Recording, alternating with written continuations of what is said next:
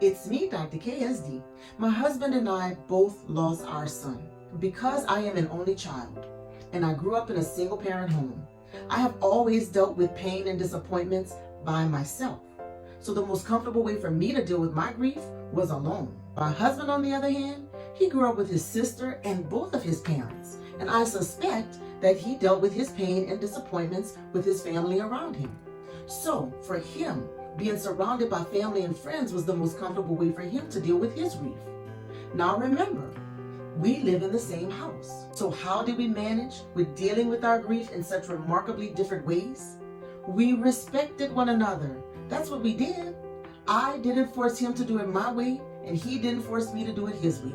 I wanted to be surrounded by everything that was Papa related.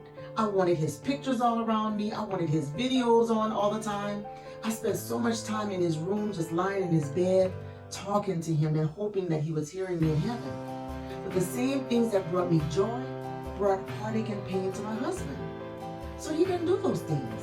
Each of us has a right to process our grief in the way that is best for us. I often hear how surprised many people are that we are still married, because evidently a high percentage of marriages fail after the loss of a child. I believe that we have survived because of the love and respect we have for one another, and we allow each other to grieve in the way that is most comfortable for us.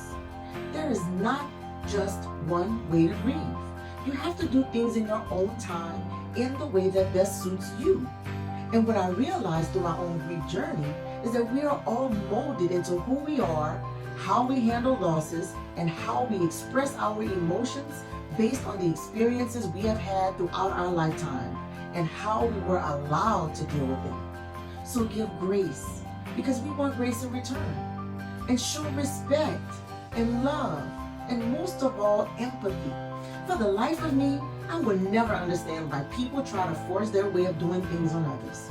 Just like each and every person in this world has a unique fingerprint, we all have our own unique way of looking at things, processing things, and dealing with things.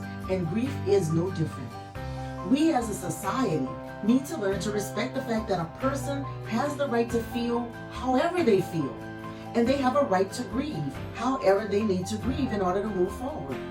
And it's okay that you did it that way, but don't expect me to do it that way.